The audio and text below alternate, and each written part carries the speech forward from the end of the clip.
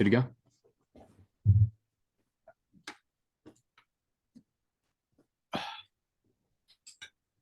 All right. Yeah, just tell me how you're going. Doing pretty well. I woke up like 9 or so. I got a really good night of sleep, and I felt really good for the match. I went on a 4 mile run this morning. That felt good.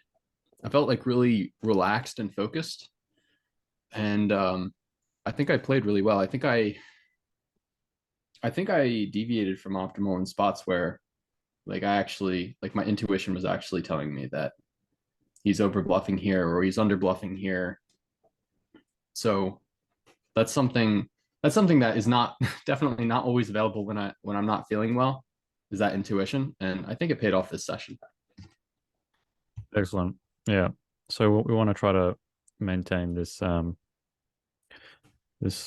optimal mood that you've been able to produce. So once again, we'll go over it's like the basics, making sure you get proper sleep, planning your sleep, try not have too many things earlier on in the day so that you don't wake up too early that you end up tired by the end of the session.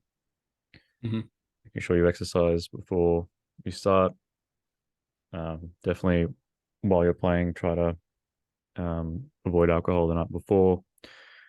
Um, these basic things all add up, right? I mean, like the human brain can perform optimally during the time that you've sort of you've identified within yourself that you play really well between 3 and 10 hours after you wake up. So that's exactly when you should be trying to plan things in terms of playing the challenge. So play it between the 4 and 9 hours, eating well, sleeping well, exercising. So how are we going in terms of the amount that you won? You sent me these hands. Yeah, I think I'll it's share my again. screen. This isn't all of them, is it? You said that you were Uh, missing some. yeah, like, based on the transaction history, I should be up 1,150 ish big blinds rakeless. And so with rake, that's going to be like 13 buy-ins or so, maybe a bit more even. But yeah, it's been quite a run, like a 20 buy-in Yeah, upswing over. 20 to 50. Yeah. So you're probably missing about one blind somewhere. Um, in this hand history sample. All right. Um, we'll see if this recent lot of hands has changed anything. I was looking through some of the statistics yesterday Great. uh, for the two of you. I'll show you his ones first. No, it's 3-bet a little bit less now. Yeah, so this is an interesting one. 4-bet 11.57 from Brown. So that's That seems high. It's yeah, supposed to that's be around considerably 9%. high. It should be probably 8%. Um, see where it is in yourself. In yourself, I think it also was a bit high, 11%. So you guys should probably both be 4-betting less. I So think honestly, I think my four bets are there were definitely like one or two that were too light, but I've just been getting really low RNGs on the four bets. right, sure. As long as you're RNGing it rather than just not, and this is a result of variance, then yeah, I guess it's fine. Just make sure that you're not, you know, playing things out of the ordinary just intentionally, because then you end up being incredibly exploitable. And Mhm. there are ways that you can get exploited. Uh, Preflop 3-bet, fault to preflop 3-bet. This is for yourself.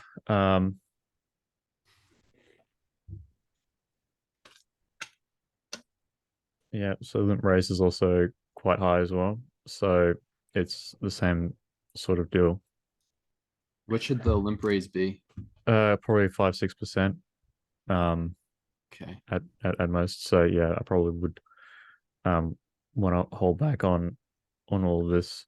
You're probably both playing thinking that there's rake. The thing is, when it's rakeless, like in position, really should you see a flop, and then especially with a lot of those bluffs, semi bluffs, you Mhm. don't really need to be using too many bluffs or semi bluffs in rakeless.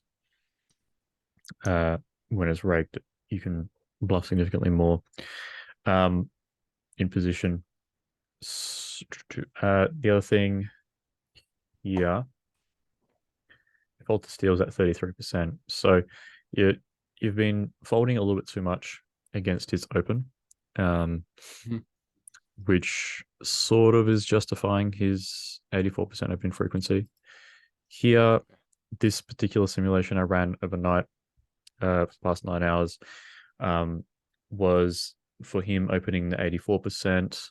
I wonder if that's changed. I don't think it has, um, because he's been opening a little bit too wide. 84% in the VPIP. So with this in mind, him opening 84%, you should be probably folding about 5% less. So yeah, significantly less. So Okay. it could just be the distribution that you were dealt, right? You could just be dealt more of these hands in the folding range, but just Mhm. be mindful if you've accidentally folded some of these hands like the king three, queen Yeah. five, Does this take seven into five, account 10 6. the blocking effects of the opening range? Because you're gonna fold like a little bit more. This one no. This one yes. So obviously that's going to be an effect as well, but the effect of that should be 1 to 2%, not 5%. So just make sure that you're double checking um, the ranges themselves. Yeah, yeah, for sure. We Yeah, I've can been folding um to 2.5. I've been pure folding 5-3 off, 6-4 off, 10-6 off, Jack 6 off, Queen 4 off, and maybe even a little bit of Queen 5 off. I think that's where it's coming from. So yeah. I I'll mean start folding a lot more. it's subtle, and obviously there is some blocker effects. Um, but yeah, just watch out that you don't end up overfolding too much. Mhm. Um, so here in this sim, this is one I ran overnight. I might redo it. This is one with him full betting at 11%, and he's been full betting you at about 12%, 11.5% now. So maybe he's full bet a little bit less this most recent session. Um, but with these full bets in mind, like you need to be doing like a significant amount of jamming. So here, 31% when you three bet big. Um, Does it jam any of the certain 23.9. Broadway types, like Queen Yeah, Jacks? ace queen, king jack, queen jack. Oh wow, Ace Queen Um, suited. Did not expect to be jamming. Hmm, good to know. he it's because he's four betting a bit wide. If he is four betting wide and he is relatively balanced in his four bet range, then you can jam over the top of it. If he's not, if he's just bluffing you, um, then maybe you can trap with ace queen suited and four bet jam some bluffs like ace five suited.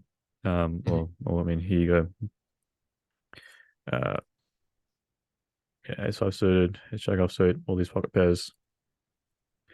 Yeah, so basically all the pocket pairs that you do choose to three bet when you face a four bet, you'll be relatively happy to just stick the money in. Um, Yeah, I got it in with sevens the other day. I think it was yesterday. He had Ace King and I held. So yeah, I have been jamming the pairs if I do elect to three bet them. yeah, great. And then the three bet frequency is dropped by um, about 1.5% there because of the increased four bet frequency. And you can see the three bet range is less suited connectors and Hmm. more offsuit stuff.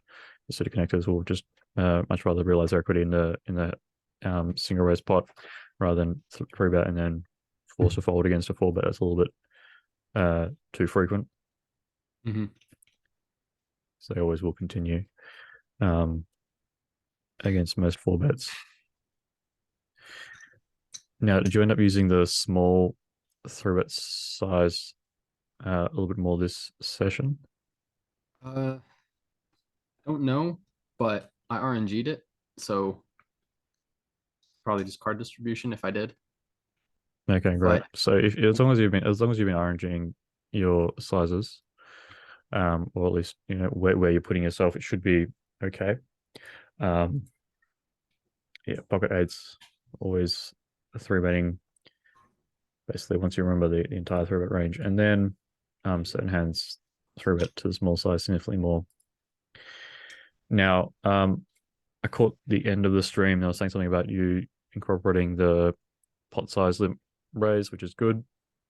So then you've got 2 sizes there, which makes it significantly harder for him to make any kind of pre-flop adjustments to your limping range, especially if he doesn't really know how to play both of those particular spots out of position. Playing a limp raise pot out of position is difficult, and then it's even more difficult if you have to learn 2 different sizes. So all of that is good.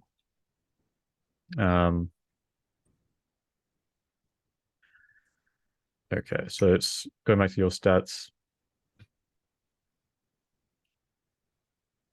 With preflop.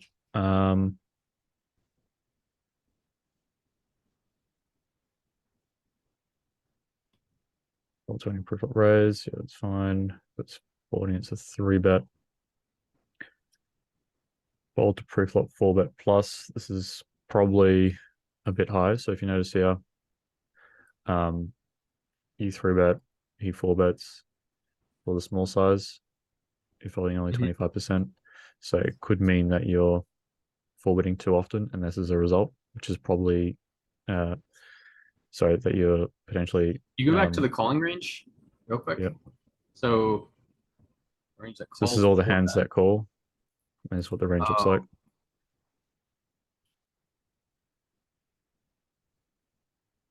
So ace 10 offsuit calls the 4-bet. Yeah. I think did notice that you folded that once. Okay. In terms of how much the offsuit. Wait. The offsuit Broadway's called the 4-bet too. this small 4-bet, yeah. Okay. Wow. Just because you've got. But on the other hand, like, shouldn't really be using the offsuit broadways too much in this big size. Yeah. Because they have to call the 4-bet. So like a lot of the hands where you would have to call the 4-bet, and it's uncomfortable, you wouldn't really allocate to that size. Mm-hmm. When you contrast, like, I mean, he's also the small size, and then if you get 4-bet, yeah, suddenly when you 3-bet small and you get 4-bet big, those hands would fold. So they're not being put in there at all. Mm-hmm. So like with all the hands that if you know that you're going to get 4-bet at a high frequency and you're going to have to fold, you'd rather just not put yourself in that particular spot pre-flop. So this small size in terms of like the range of the strategy has a lot of is relatively polar. There's a lot of stuff that would raise fold, particularly some of these offsuit stuff, and similarly the 3-bet. A lot of this offsuit stuff going for the raise fold.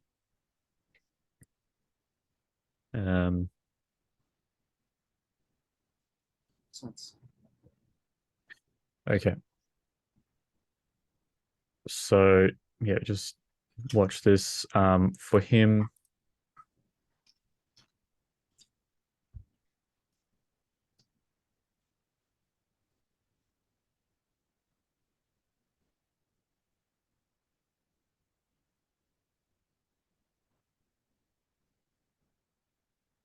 where is he? It's a big blind one. Yeah, holds a 4-bet plus, 3-bet fold. 26%. And then for you, 2%. So it could be the case that he's noticed that you're slightly overfolding, or maybe your distribution's just been a bit off in terms of you three-bet bluffing too much or something. And that he could be trying to pick up on that and exploit it by four-betting you slightly more as a bluff. Okay. 13 out of 25. Yeah, it is significant. So yeah, just watch out with that. Like, you need to be continuing out of position against a small four bet because you get a lot of odds, and so as a result, like, you should be probably studying the four bet pots. If you haven't done so, you should look through how to be playing those out of position. Yeah, for sure. Especially the small four bet ones. So like, if you throw a big and you get four bet small, like, you need to be continuing a lot as a call, even though it feels really nasty. Okay.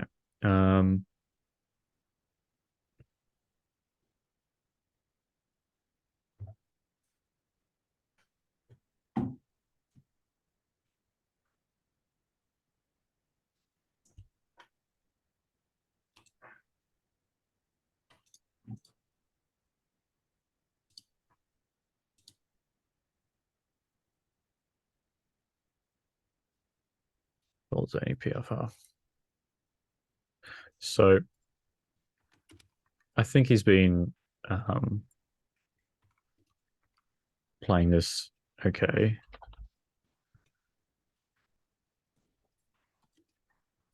So this is in the big blinds against your small open. So three betting 18.45%. Folding 23.58%. Let me pull up most recent sim that we ran. So I mean, this all seems reasonable so far. So in three bet, and then his five bet range is here, 16.67. So potentially five betting a little bit low, but this is probably distribution 2 out of 12. So it's probably sort of distribution.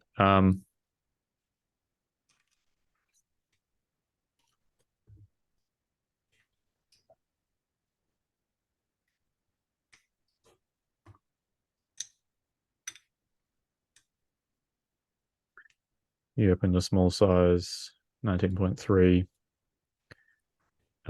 Fold 19.3. So potentially he's slightly overfolding against a small size. So here, 19.3 of 23.58. It could also be the blocker effect simply for his three bet size. So for his three bet range. And then if we change this to the bigger size, so 1.22 against your bigger size, he's been three betting 15.7, which is significantly less. 17.6, so it's about 10% less, which is quite a lot. What should that number be? 17.6, so 17.6, yeah. Yeah. This is 15.7, so it's like 2%, which is 10% of the three bet range less. That could be distribution as well, but I don't really think so. Because yeah, 27,172. By then you probably get close. It means like he's missed. He's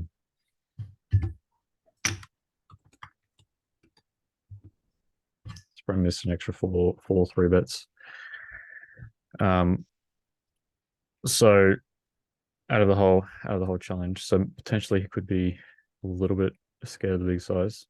And then folding 36. So calling about correct. So he could be three betting a little bit low on the low side against your big open. And he's over folding. against the big open. by a touch, but it could be, yeah, 30. Like I think he's overfolding in general. Like we look at both of them, he's overfolding slightly. Um, Hmm. it could be because of the blockers, but um,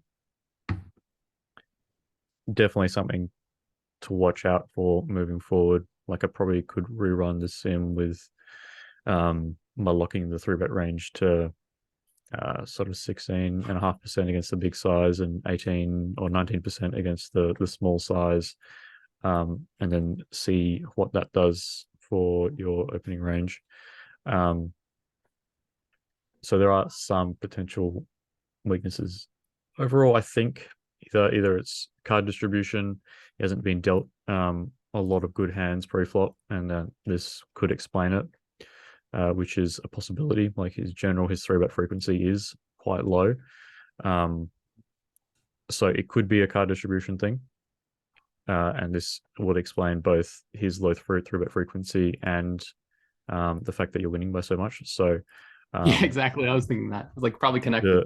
the yeah, it is probably connected. So I wouldn't draw too many conclusions at this early stage, um, given the fact that you're running so well. So we'll keep things tight and play a bit closer to GTO, rather than making too many exploits. But it is something to look out for in terms of what you can do to improve um, your own play, because you're playing all of your hands, so all of your hands. Hmm. Playing a little bit closer to uh, the sort of strategy presented here. This is sort of going to be pre-flop of version 4. I'm running version 3 to the flop as well, with the slightly increased 4-bet frequency by him, which could be due to the fact that he just wants to 4-bet you at a high frequency. He maybe notices that you're 3-betting closer to 23%, and like he's responded by 4-betting um, 4-betting more, which is a logical adjustment, but not if you're splitting, um, and not if he's opening 84%. So, uh, yeah,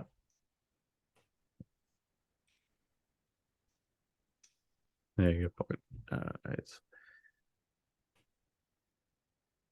Yeah, so pocket eights is always 3-betting from your point of view, and then pocket eights is, and pocket nines even, is sometimes just calling from his point of view, in this particular sim, given your 3-way split between limp raise and limp small raise and big raise, and that's a part of the effect of uh, having the limping range. Limping range lets you essentially uh, have a more polar opening range, and so he can't 3-bet you as often. Um, so all these things together, I think, are causing him to struggle a little bit, especially if he doesn't really know how to play like some of these limp pots, um, and doesn't really know how to adjust to the more polar opening range, especially when you're opening the big size, and even the small size ends up being more polar than if you just opened everything to the small size. So yeah, there's a significant amount of polarity in your opening range, and you've been able to leverage that post flop, and he might be struggling so far. And obviously, there's going to be a significant amount of variance, and the fact that he hasn't been 3-betting your lot is probably tells us a bit about that variance as well. Hmm. That he's probably not been receiving a great distribution of cards. And if you're 3-betting your own 3-bet range correctly, so like if you're 3-betting, in the previous simulation it was 23ish%. If you're doing that close to perfect in terms of the split and in terms of uh, the RNG, right, without too many extra hands or too few hands, then uh, you should be doing pretty well. So, say for example here, 24 24%, 23, 24%. And this is what the range looks like. So ace nine suited down to pocket eights, ace jack offsuit, and then a lot of king queen offsuit, a lot of ace 10 offsuit, all the ace 5 suited, and then these suited connectors, these 4 suited connectors here with these 2 suited gaps, the 9-6 suited, and then some of the lower frequency other suited hands. These other suited hands drop off against the higher frequency 3 bets. Sorry, high frequency 4 bets. Yeah. So you compare the two here. This is the high frequency 4 bet versus the low frequency 4 bet. Yeah, the higher suited connectors like Jack 10 suited, 10 9 suited, and 9 8 suited are definitely doing a lot less 3 betting. What else is? I mean, Ace ace 5 10 doing suited. less. These suited Is ace 10 connectors. suited doing more? Looks like ace 10 suited is doing. No, ace 10 suited is doing Yeah, ace 10 more. suited is the same. Ace 10 suited is always 100%. Sorry. Ace 10 offsuit. Oh, yeah, ace 10 offsuit. Yeah. Three betting less. So this is the range against less 4 bets, and then this is the range against more 4 bets. That's 4 bets. Yeah. Okay.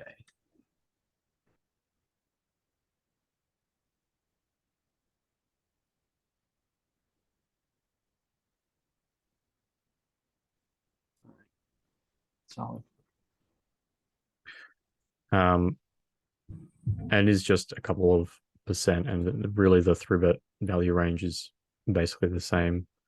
Like maybe king queen offsuit's always going for it, because like king queen offsuit can play pretty well against the wider 4 bet range still.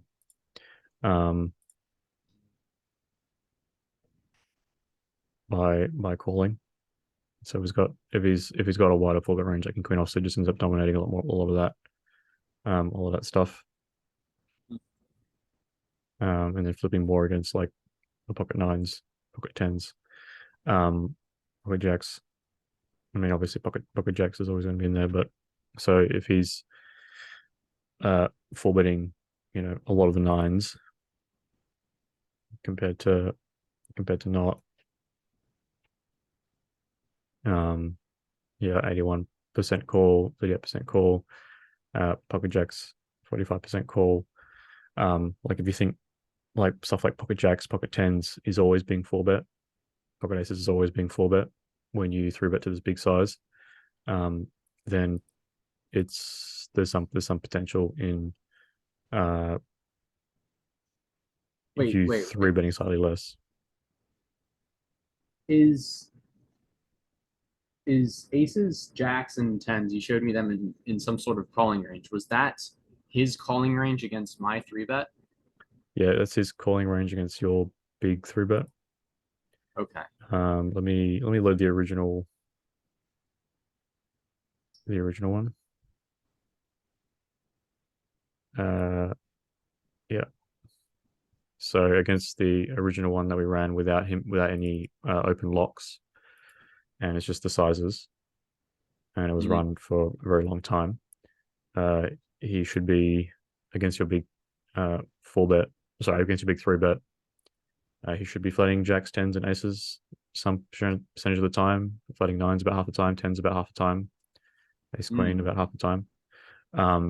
So you've been doing a lot of flatting with those against your big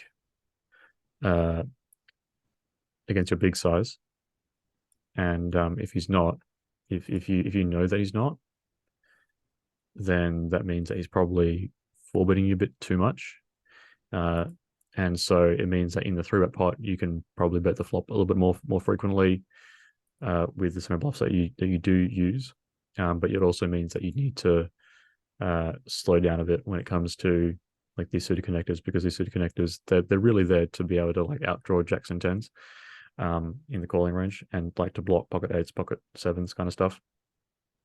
So if they're not being played against those hands, and your opponent's going to four bet you a bit too much with, jacks, tens, aces, and the bluffs associated with it, then those suited gaps don't work as well, and so you should be allocating them to the calls. All right. But that's only if you think that he's making that particular mistake. I did run like a simplified one yesterday. I noticed today he showed up with ace queen offsuit in a 4-bet pot. And he was out of position, so he didn't shove ace queen offsuit against my 4-bet.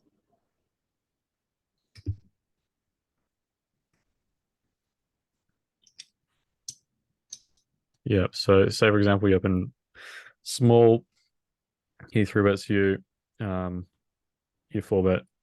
Did you 4-bet to 22? Yeah, I think I did. I had ace 5 offsuit, and I remember I clicked the small 4-bet. I'm like, I don't know if I'm gonna 4-bet this. Maybe I should go a bit bigger. But yeah, it was small. Anyway, so like ace queen is 66% in the calling range, so that's totally fine. Ace queen offsuit. Like this is what the 5-bet jamming range should look like. This is what the range should look like. A lot of these suited aces, the big pocket pairs, and a touch of the ace queen offsuit against your small size. If you end up opening big and then he 3-bets you and then you 4-bet to the small size again, similarly ace queen doesn't always rip it in, and if you go to the big size, ace queen also doesn't always rip it in. So it's mostly being allocated to the calls. So if that's something that you've been doing yourself, then it's probably something that you should watch out for, because like out of position, like yourself, you're ripping it in all the time. Because in the Sims, in my shoes, I'm always jamming it, but in his shoes, it's okay for him to show up with it, given the pre-flop node locks that we've done. So not just the node locks, it's the pre-flop tree. Yeah.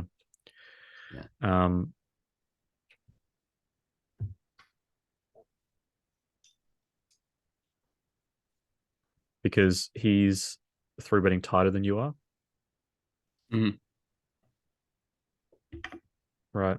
And so if he's 3-betting tighter than you are, then ace queen. And I'm 4-betting tighter, and then he should 5-bet tighter. He should 5-bet tighter, but the opposite is unnecessarily true. It's like he should be 4-betting slightly looser against your 3-bet to his open. I should be 5-betting slightly looser. Let me think about that.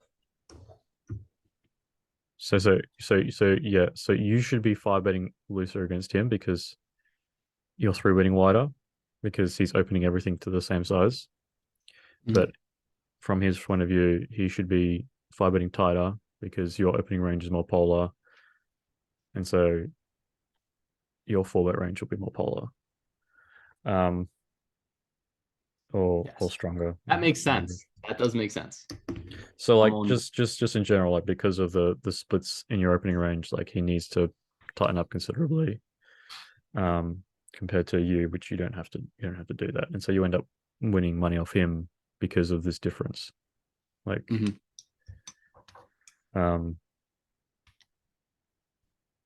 he's like putting in too much money in he's putting too much money in pre-flop. That's the issue, and so he's losing it.